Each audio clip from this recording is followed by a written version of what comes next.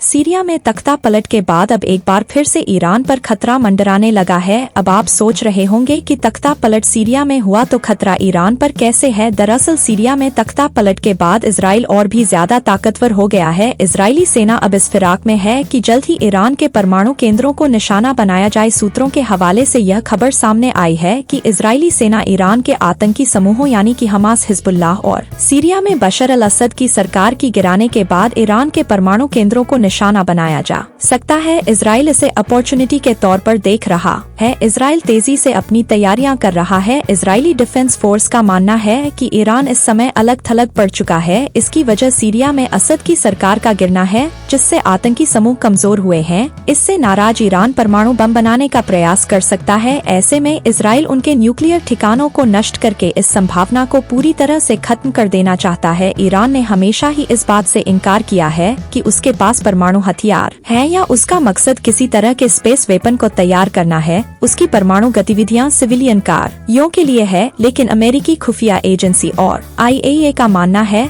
कि ईरान ने 2003 में ही मिलिट्री परमाणु प्रोग्राम शुरू कर दिया। तब से ईरान लगातार सिविलियन जरूरतों के अलावा भी परमाणु प्रोग्राम चला रहा है। इस्लामिक रिपब्लिक देश ने कभी भी अपने परमाणु हथियारों के सपने को नहीं छोड़ा है। इसका प्रोग्राम ईरान के किलेबंदी चलता है। ईरान भी लगातार इजराइल की बर्बादी चाहता है। वह लगातार खुद या अपने आतंकी समूहों के जरिए इजराइल पर मिसाइल हमले करता या करवाता है, इसलिए वह अपने बचाव के लिए परमाणु प्रोग्राम चला रहा है। इजराइल ने ईरान के कई मिलिट्री फैसिलिटी को हाल ही में निशाना बनाया है और माना जा रहा है कि फिर वह ऐसा कर सकता है। अब इसमें सीरिया के तख्ता पलट का मामला यह है कि सीरिया में इजराइल ने हमले करके ये सुप्रियो दिखाई है। एक दशक के बाद इजराइल ने सीरिया के सभी एयर डिफेंस सिस्टम को धोखा देते हुए हमला किया। ईरान द्वारा सप्लाई किए जा रहे हथियारों को नष्ट किया। 48 घंटे के अंदर इजराइल ने सीरिया की पूरी मिलिट्री ध्वस्त कर दी। सीरिया में एयर डिफेंस सिस्टम बर्बाद होने के बाद इजराइल के पास ईरान तक हमला करने का अब खुला आसमान है। वह बिना रोक-टोक के सीरिया को पार करके ईरान के न्यूक्लियर साइट पर हमला कर सकता है और सकुशल लौट भी सकता है। माना यह जा है कि इजरायली एयरफोर्स ने सीरिया के 86 पर एयर डिफेंस सिस्टम को खत्म कर दिया है। इसमें 107 एयर डिफेंस सिस्टम और 47 रडार शामिल है,